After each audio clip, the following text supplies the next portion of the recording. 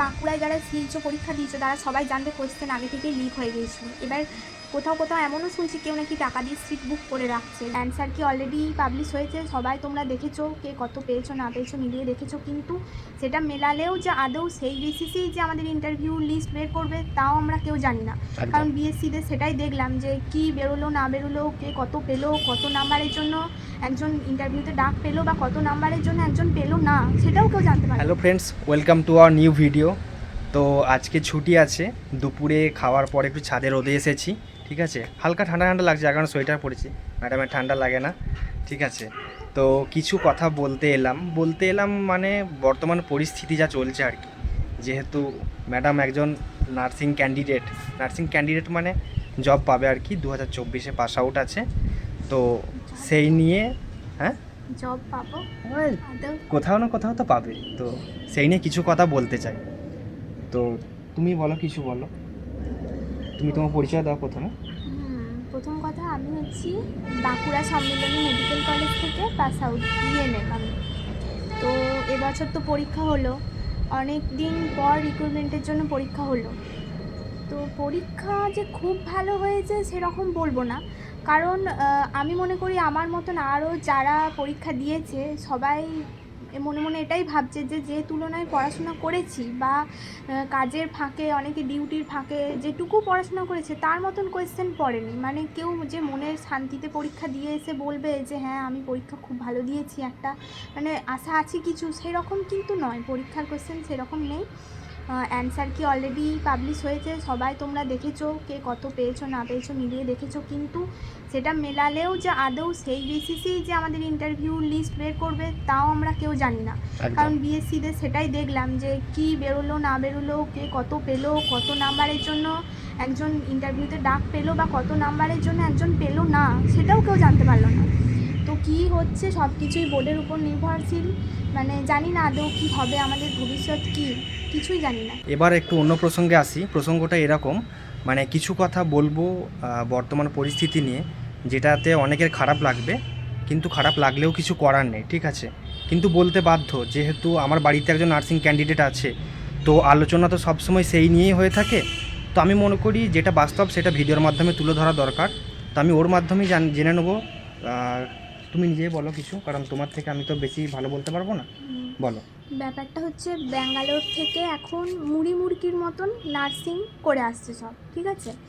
এবার তার জন্য কি হচ্ছে, যারা সত্যি যোগ্য তাদের আর কোনো চান্স থাকছে না কোথাও। আমাদের মতো ওয়েস্ট বেঙ্গলের স্টুডেন্টরা রেজিস্ট্রেশন পাচ্ছে 3 বছর, যারা বিএসসি করছে তারা 4 বছর ভালোভাবে পড়াশোনা করছে, সেখানে হোস্টেলের সাথে মানিয়ে নিচ্ছে। সেখানে মানে একটা নার্সিং পড়ুয়াকে হোস্টেলে জুতো সেলাই থেকে চণ্ডীপাঠ সমস্ত কিছু শেখায়, সবাই জানে সেটা। আমার মতন যারা নার্সিং পড়ুয়া আছে তারা সবাই জানে। তারা এত কষ্ট করে পড়ে রেজিস্ট্রেশন নিয়ে এসেও কি হচ্ছে, যখন প্রাইভেটে জব করতে যাচ্ছে, সরকারি জব তো নেই, 3 বছর রিক্রুটমেন্ট নেই, প্রাইভেটে জব করতে যাচ্ছে তখন কি হচ্ছে, তাদেরকে তুলনা করা হচ্ছে ব্যাঙ্গালোরের নার্সিং স্টুডেন্টদের সাথে। কি বলা হচ্ছে যে থাক না রেজিস্ট্রেশন, তোমার কি যোগ্যতা আছে, তোমার কি এক্সপিরিয়েন্স আছে যে তুমি স্যালারি দাবি করছো, ফ্রিতে করো, দেখি তোমার কাজ দেখে তারপরে স্যালারি দেবো। সেই স্যালারিটা হতে পারে 3,000, হতে পারে 4,000। সত্যি কি একটা 3,000 4,000 পাওয়ার মতন পড়াশোনা করে আসি আমরা? একটু ব্রেক করি। 3,000 4,000 তাও তো তুমি একটা অ্যামাউন্ট বললে, আমি এমনও শুনেছি, ঠিক আছে, ফ্রিতে করা, হ্যাঁ ফ্রিতে বলছে তুমি কাজ করো। হ্যাঁ, বলছে ট্রেনিং হিসেবে, এই একটা শব্দ খুব চলে নার্সদের ক্ষেত্রে, বলছে ট্রেনিং হিসেবে। আর একটা ব্যাপার, বিপি মাপতে জানো, আমরা যারা সরকারি থেকে পাস আউট তারাই জানে যে তারা কি জানে আর কি জানে না। আমি এখানে অহংকার করে বলছি না, কিন্তু যেটা সত্যি সেটা কেন বলবে না। আমরা যে ডিউটি যেতাম, দিদিরা আমাদের উপর পুরোপুরি নির্ভরশীল থাকতো যে হ্যাঁ এরা এসছে মানে আমাদের কাজটা একটু কমবে। আমরা যা শিখি ট্রেনিং পিরিয়ডে, মানে মনে করি যে হ্যাঁ অবশ্যই একটা প্রাইভেটে গিয়ে একটা দায়িত্ববোধ কী বাড়ে, যে হ্যাঁ একটা পেশেন্টকে মানে ভাগ করে দেওয়া হয়, অ্যালোকেট করে দেওয়া হয় যে হ্যাঁ এই পেশেন্টের দায়িত্ব এ নেবে। সেখানে গিয়ে আমাদের এইটুকু শিখতে হয় যে ফাইলটা কীভাবে আমরা করব, তা বাদ দিয়ে পেশেন্ট কেয়ার সমস্ত কিছুই আমরা জেনেই যাই। তারপরেও আমাদের এটা শুনতে হয় যে তোমাদের কি এক্সপিরিয়েন্স আছে, যে বেসিসে তোমাদের স্যালারি দেবো আমরা, ঠিক আছে। তো এটা একটা প্রশ্ন গেল। এবার মুড়ি মুরগির মতন যখন নার্সিং পড়ুয়া বেড়ে যাচ্ছে, তখন আর আমাদের কোনো দাম থাকছে না, আমাদের কোনো ভ্যালুই নেই। মানে আমাদের কম স্যালারি দিয়ে রেখে দিচ্ছে, থাকতে হলে থাকো, না বসালে চলে যাও। তখন কি করব? অনেকে আছে যারা গরিব ফ্যামিলির, মানে আমি মধ্যবিত্ত ফ্যামিলির, আমি যখন নার্সিং পড়ে আসবো, এসে কি বাড়িতে বসে থাকবো? আমি তো অবশ্যই ভাববো আমি কিছু একটা করি, যাতে করে মানে আমি আমার বাড়িকে একটু হলেও কিছু হেল্প করতে পারি, বা যে 3 বছর কষ্ট করে পড়লাম সেটা একটা নিজের তো স্যাটিসফ্যাকশানের ব্যাপার থাকে কাজ পাওয়ার পরে, সেগুলো মানে হচ্ছে না। সেটার জন্য কোথাও না কোথাও সরকারই দায়ী, কারণ প্রতি বছর যদি রিক্রুটমেন্ট বের করে তাহলে এত ক্যান্ডিডেট হয় না, হিউজ ক্যান্ডিডেট হয় না।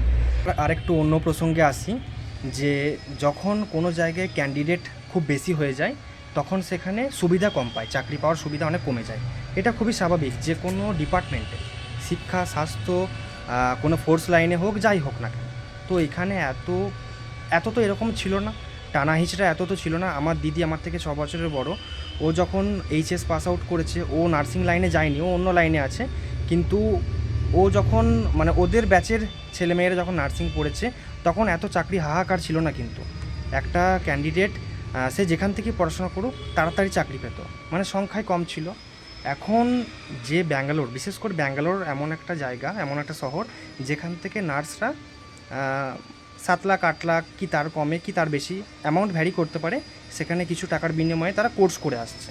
কোর্স তারা করতেই পারে, কিন্তু সমস্যাটা শুধু তাদের না, সিস্টেমের সমস্যা, যার কারণে তাদেরকেও সেটা করতে, সবাইকে তো কিছু করে খেতে হবে, চাকরি তো সবাই পেতে চায়, কিন্তু সেখানে পড়াশোনা করার পর তাদেরও মনোভাব পরিবর্তন হয়ে যায়, একটা এগ্রেসিভ মাইন্ডেড তৈরি হয়ে যায়, মানে একটা সেপারেশন তৈরি হয়, যে এখান থেকে পাস আউট করেছে, ও ওখান থেকে পাস আউট করেছে। তো যা মানে শ্রীলেখার কাছ থেকে আমি কিছু শুনতে চাই, যেটা তোমাদের সাথে শেয়ার করব আমি। বলো, তুমি কিছু বলো। মানে ব্যাঙ্গালোর থেকে পাস আউট মানে যে সবাই খারাপ এমনটা নয়, না, যারা একদমই ওখানে না। থেকে পড়াশোনা করে আসছে তারা অবশ্যই শিখছে, কিছু না কিছু শিখে আসছে। মেন ব্যাপার হচ্ছে ডিস্টেন্স থেকে যারা পড়ছে, ঠিক আছে, মানে ওয়েস্ট বেঙ্গলে থাকছে, খাচ্ছে, ঘুরছে ফিরছে, পরীক্ষার টাইমে যাচ্ছে সেজেগুজে পরীক্ষা দিতে, গিয়ে সেখানে কি হচ্ছে, প্রতিটা সাবজেক্ট ওয়াইজ 10,000 টাকা করে ঘুষ দিচ্ছে, পরীক্ষার হলে বসছে, দিয়ে পর পাস করে দিচ্ছে, ঠিক আছে। তুমি মানে ওখানে উপস্থিত মানে তুমি পাস, তাতে তুমি খাতাতে যা খুশি করে দিয়ে এসো। সেই নিয়ে একটা কেসও চলেছিল শুনেছিলাম তো।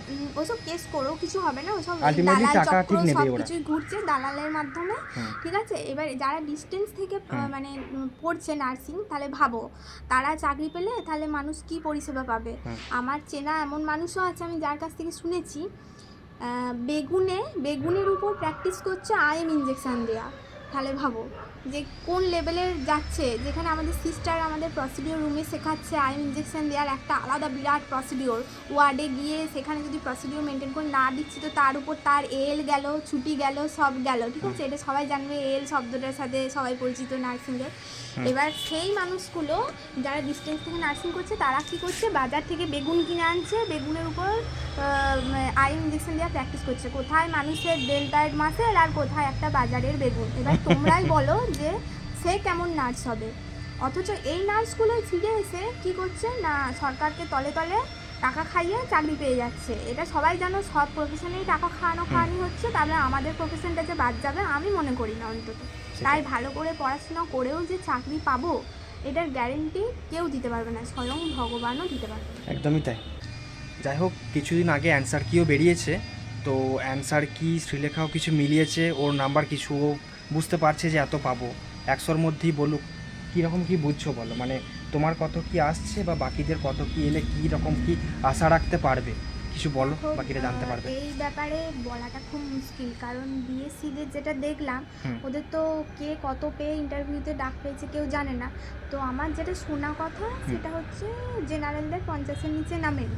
আচ্ছা, ঠিক আছে, বিএসসিদের ক্ষেত্রে। এবার জিএনএমদের ক্ষেত্রে যেহেতু ক্যান্ডিডেট বেশি, আশা করি কাট অফটা আর একটু বেশি হবে ওদের থেকে, কিন্তু আবার প্রশ্নটাও কঠিন করেছিল। এবার কি বলবো আমি নিজেও জানি না। তো তোমরা যারা দেখছো আমার ভিডিও তারা বলো তাদের কত কি ঠিক হলো, অ্যান্সার কি মিলিয়ে। আমার মোটামুটি হয়েছে, এবার তোমরা বাকিরা বলো, আমি আমারটা বাকিটা পরে বলবো কমেন্টে। আচ্ছা, ঠিক আছে। আরেকটা জিনিস, যে কদিন পরীক্ষা হলো তোমাদের? 2 দিন পরীক্ষা হলো, তাই তো? 2 দিন পরীক্ষা, মানে 31 ডিসেম্বর আর 1 জানুয়ারি, তাই তো? হ্যাঁ। তো 3টে করে শিফট ছিল, 2 দিন, মানে 6টা শিফট টোটাল। তো বিভিন্ন শিফটে মানে কোয়েশ্চেনের ইজিনেস বা টাফনেস বিভিন্ন রকম, ঠিক আছে। 6টা টোটাল শিফট হয়েছে, 6টা শিফটে 6 রকম পরীক্ষা হয়েছে, ঠিক আছে। তার মধ্যে 31 তারিখের ফার্স্ট শিফটটা খুবই টাফ ছিল যেটা শুনলাম। হ্যাঁ। তবে হ্যাঁ, সব শিফটেই টাফ হয়েছে, এমন না যে ওইটাই একমাত্র টাফ হয়েছে আর বাকিগুলো খুব সোজা। সবাই তাও সব তো কিছু তো করে ডিফারেন্স তো এসছে। ছিল।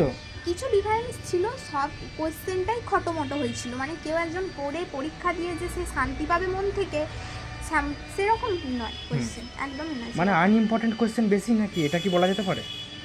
কোয়েশ্চেনটাই খটোমটো, কি বলবো তোমাকে এবার যারা এতদিন তো এই পরীক্ষা লাইনে, দিয়েছে তারা ভালো বলতে পারবে। এতদিন এই লাইনে কিরকম। থাকার পরেও খটোমটো লাগছে, মানে তো একটা ভাববার বিষয় আছে। হুম। হয় তুমি একদম কিচ্ছুই জানো না, আদারওয়াইজ সিস্টেমের কোনো গন্ডগোল আছে যার কারণে পরীক্ষার মানে প্রশ্নটা গন্ডগোল আছে, ঠিক। আরেকটা জিনিস, মানে তুমি তো পরীক্ষা দিয়ে এলে, তুমি অ্যান্সার কি হাতে পেয়েছো, কয়েকদিনের মধ্যে রেজাল্টও পেয়ে যাবে। তো তুমি নিজেকে কীভাবে মোটিভেট করছো? মানে তুমি এতদিন তো পড়াশোনা করলে, যাই হোক মোটিভেশন তো দরকার যে কোনো কাজেরই। তো তুমি নিজেকে কীভাবে মোটিভেট করছো, বা আমাদের দর্শক যারা আছে তাদেরকে কীভাবে তুমি মোটিভেট করতে চাইছো? দেখো, মোটিভেট করা বলতে আমি গ্রেড 2 নিয়ে অত কিছু ভাবছি না, ঠিক আছে। না ভাবার কারণ? না ভাবার কারণ অনেক কিছু আছে। ব্যাপার হচ্ছে যে কোথাও যেমন বাঁকুড়ায় যারা সিএইচও পরীক্ষা দিয়েছে তারা সবাই জানবে কোয়েশ্চেন আগে থেকেই লিক হয়ে গিয়েছিল। এবার কোথাও কোথাও এমনও শুনছি কেউ নাকি টাকা দিয়ে সিট বুক করে রাখছে যে গ্রেড 2 এর জন্য। না না, সিএইচও পরীক্ষার জন্য। এবার আচ্ছা। সিএইচওর জন্য যদি কেউ 25,000 স্যালারির জন্য করতে পারে, তাহলে কেউ গ্রেড 2 এর জন্য যে করবে না কেউ বলতে পারে না, ঠিক আছে। তাই গ্রেড 2 এর জন্য আমি কোনো আশাই রাখছি না। মেইনলি ব্যাপার হচ্ছে আমি আমার রাজ্যের উপরেই কোনো আশা রাখছি না। এবার যেহেতু আমি জিএনএম, আমি 3 বছর জীবনে নষ্ট করেছি, নষ্টই করেছি বলতে গেলে। আর বাকি যারা বিএসসি আছে তারাও 4 বছর পড়েছে। তো আমি বলবো যে যারা পড়াশোনা করেছো, জীবন থেকে 3টে বা 4টে বছর গেল, আবার কেউ কেউ বসে আছে যারা, তাদেরও ধরো জীবন থেকে এই বছরগুলো তো গেল, তারা ভাবো যে সেন্ট্রালের পরীক্ষার জন্য খাটবো, আরআরবি, তারপরে তোমার নর্থ সেট, এই সবগুলোর জন্য খাটবে। আরেকটা কি এক্সাম বলছো না, ইএসআইসি? হ্যাঁ হ্যাঁ হ্যাঁ, আচ্ছা। এই সব এক্সামের জন্য পড়াশোনা করি, তারপরে যা হবে দেখা যাবে। রাজ্যের উপর কোনো ভরসা রেখে লাভ নেই, ঠিক আছে। যা হবে তারপর দেখা যাবে। অত নিজেকে কষ্ট দিয়ে লাভ নেই। একটা পরীক্ষা, একটা ইন্টারভিউ কখনো একটা মানুষের জ্ঞান কতটা জানা, কতটা কি এক্সপিরিয়েন্স, এগুলো বিচার করতে পারে না, ঠিক আছে। কারণ হচ্ছে কারো থাকে কি মেডিকেল ফিল্ডে অনেক ভালো হাত, অনেক ভালো কাজ করে, তার হয়তো পরীক্ষা দিতে গিয়ে টেনশনের বসে হয়তো সে সমস্ত কোশ্চেন করে আসতে পারেনি, বা ভুল তাকে ঠিক দিয়ে চলে এসছে, বা ইন্টারভিউতে গিয়ে মানে ইন্টারভিউরা যারা নিচ্ছে তাদের সামনে, হ্যাঁ ইন্টারভিউয়ারদের সামনে গিয়ে কি হয়েছে, ভয়ে মানে বলতে পারছে না সমস্ত, মানে যে জানা জিনিস ভুল করে দিয়ে চলে আসছে। তো তাদের মনে হয় কি বলবো, তাদের তো আর আমি সেটা দেখে বিচার করতে পারবো না যে না ও ইন্টারভিউ ভালো দিয়েছে, ও পরীক্ষা ভালো দিয়েছে, মানে ও কাজও ভালো জানে, এমনটা নয়। সবাই সব কিছু জানে, সবাই সব কিছু মানে পারে। এবার তার মধ্যে কনফিডেন্স তো চেক করবেই, তাই না? হ্যাঁ, সবাই দক্ষ আছে, কিন্তু আমি বলবো কেউ যদি না পাও, যেমন আমি যদি না পাই, আমি হয়তো খারাপ লাগবে একটু, কিন্তু তারপরে মানিয়ে নেবো যে হ্যাঁ ঠিক আছে চলো বাদ দাও, অন্য কিছু করতে হবে, সেন্ট্রালের জন্য খাটি একটু, যা হবে হবে। মন খারাপ করে তো লাভ নেই, যা কপালে সেটাই হবে। আর সবথেকে বড় কথা, রাজ্য সরকার যেটা কপালে লিখে দিয়েছে তার বাইরে তো কিছু হবে না। লাস্ট মানে কবে, কোন বছর রিক্রুটমেন্ট হয়েছিল গ্রেড 2? 22 সালে মেবি, 22 সালে না 23 সালে, আবার 26-এ হতে চলেছে। 3 বছর পর হচ্ছে। এখন সামনে বিধানসভা ভোট আছে, যদি এটা না হয় আমিও আশা রাখছি না যে হ্যাঁ শ্রীলেখা চাকরি পাবে বা কিছু, দেখা যাক তারপর কি হয়। বাকি তোমাদের কথোপকথন শুনে কেমন লাগলো তোমরা জানিও, আর অবশ্যই জানাবে তোমাদের কত মানে হলো, নিজেরা তো দেখেছো অবশ্যই অ্যানসার কি, হ্যাঁ জানিও। রিপ্লাই বাকি আমি শ্রীলেখারটা লিখে দেবো, কত কি এসেছে ওর, 100-র মধ্যে কত কি এসেছে লিখে দেবো, বাকি তো 85-র মধ্যে ক্যালকুলেশন হবে, তাই তো নাকি? আচ্ছা ঠিক আছে, দেখা হচ্ছে অন্য ভিডিওতে। কমেন্ট করে অবশ্যই জানিও ভিডিওটা কেমন লাগলো জানিও, আর বন্ধুদের সাথে শেয়ার করো, এমনকি বাড়ির লোকের সাথে। ডিমোটিভেট হবে না, ঠিক আছে, ওকে, টাটা।